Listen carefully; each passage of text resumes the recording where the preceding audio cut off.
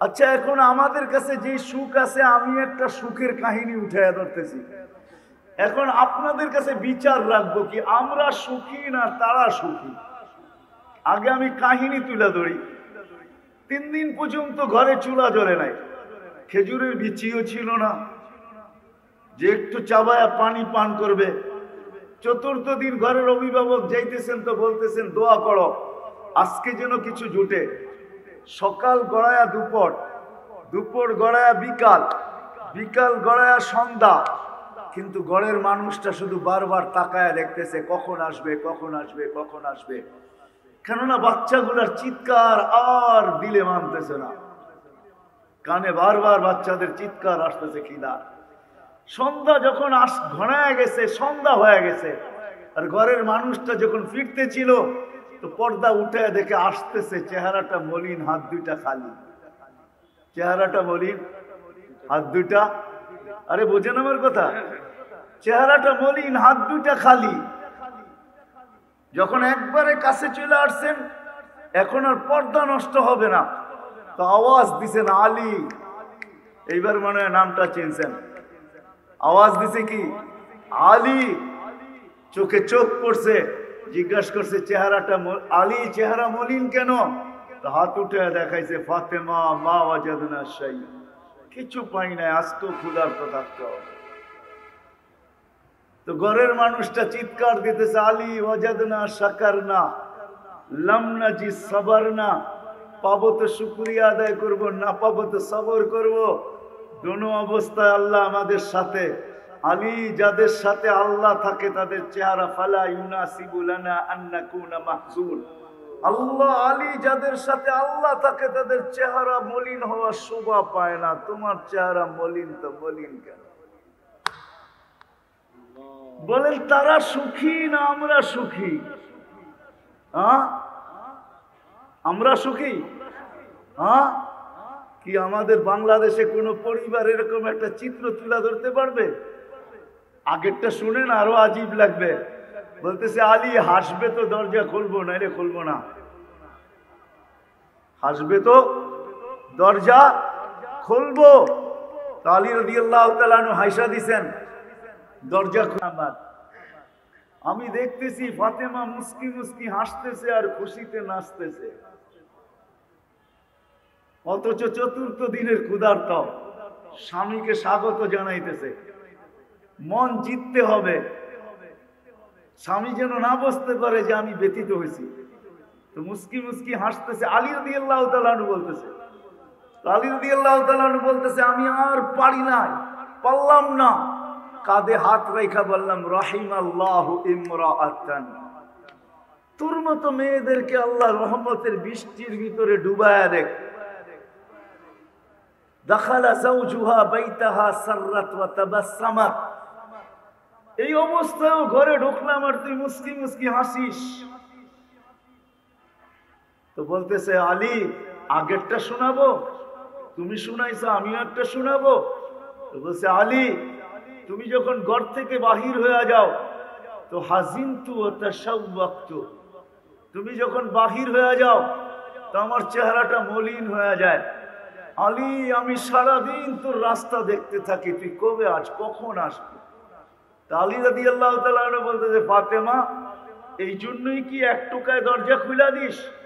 তো বলছে আলী ঠিক বলছিস, তুই আসার আগে দরজায় পিঠ লাগায় দাঁড়ায় যাই, টোকাটা যেন দরজায় না পড়ে আমার পিঠে পড়ে, এক টোকায় খুলে দিতে পারি। তো বলছে ফাতেমা এটা শিখলি তো শিখলি করতে কা? আব্বা প্রথম দিনই বলে দিছে ফাতেমা ফাতেমা ফাতেমা ফাতেমা। আলী সারাদিন পরিশ্রম করে আসবে, তোদের জন্যই জোগাড় করার জন্য সকালে বাহির হবে আলী। আলীও আমার কলিজার টুকরা। ফাতেমা আলী যেন দরজা খটখটাইতে না হয়, এক টুকায় যেন খুলে দিতে পারিস। ওই দিন থেকে আলী দরজায় পিঠ লাগায় দাঁড়ায় থাকি, এক টুকায় যেন খুলে দিতে পারি। ও যাত্রাবাড়ির আর কাজলার মানুষ, আল্লাহ দিন দিছেন এই ছোট্ট জীবনটায় নারী পুরুষ সুখে থাকার, দিনের ভিতরেই সুখ। সময় আমার হাতে নাই, নাহলে হাজারো কাহিনী আমার সাথে ঘটা আপনাদেরকে আমি শুনাইতে পারি।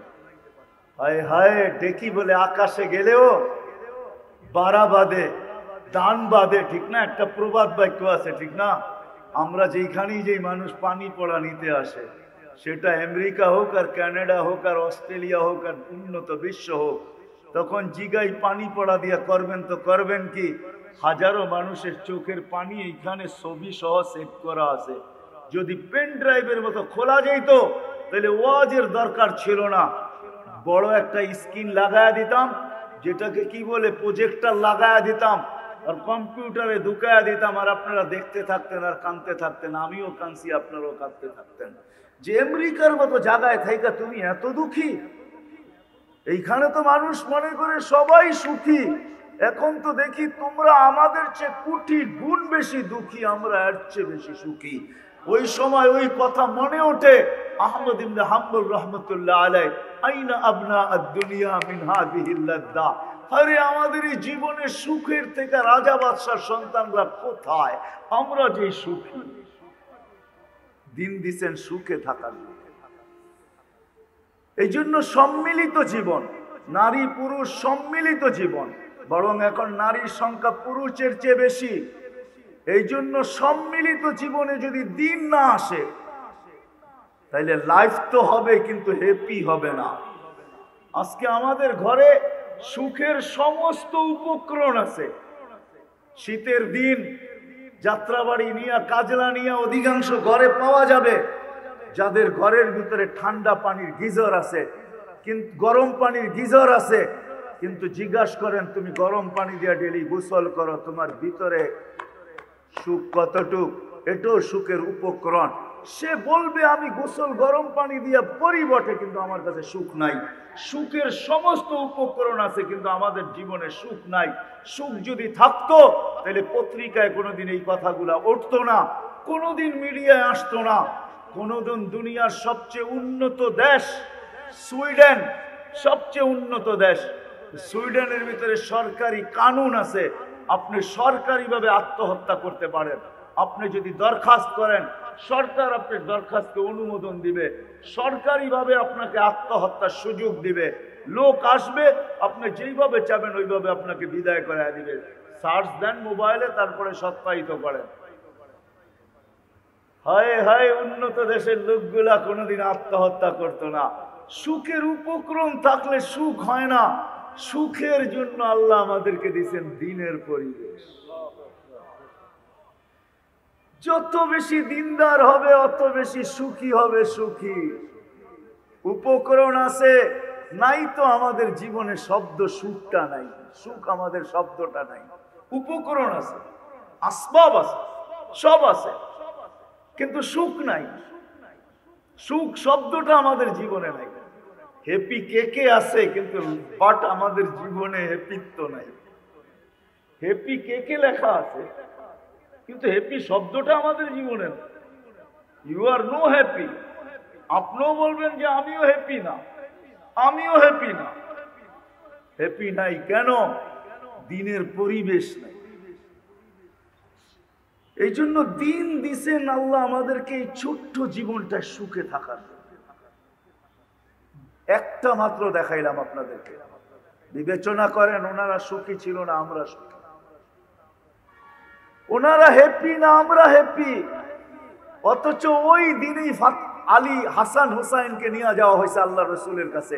ইয়া রাসূলুল্লাহ, চতুর্থ দিন হইতে চললো, শেষ হইতে চললো, হাসান হুসেনের মুখে কিছু জুটে নাই, আর রাখা যায় না। আল্লাহ রসুল কাপড় উঠে দেখাইছেন, আমার পেটেও পাথর, আমার ঘরেও কিছু নাই, কিন্তু কলিজার টুকরাকে সওয়া, কান্না তো সওয়া যায় না। তো বলছেন নিয়ে আসো হাসান, আসো। জিব্বা বাহির করে দিয়া বলছে চুষতে থাকো। একটু চুষার পরে বলছে নানা যান পেট বেড়ে গেছে, আর চুষবো না। বলছে হোসাইন তুমি আসো। হয় হয়, যার মুখের ভিতরে এমন জিব্বা, তার পেটে পাথর, তারপরও সুখ। আসেন, আমার কথা শেষ। যদি ছোট্ট জীবনটা সুখী হইতে চাই, আমাদের দুনিয়ার জীবনের দুইটা পার্ট, একটা নারী একটা পুরুষ, দুজনকেই দিনদার হইতে হবে। আর যদি দুইজন দিনদার না হইলো একজন দিনদার হইলে হবে না। গাড়ির চাক্কা একটা হাওয়ায় আছে আর একটা পাঞ্চার, আপনি চালায় নিয়ে যাবেন, একটু পরে গাড়িও যাবে, আপনিও যাবেন। দুটোই হাওয়া থাকতে হবে, দুজনই দিনদার হইতে হবে। আজকে সনটেক মহিলা মাদ্রাসা একটা, এরকম প্রত্যেক গলি গলি হওয়া দরকার ছিল।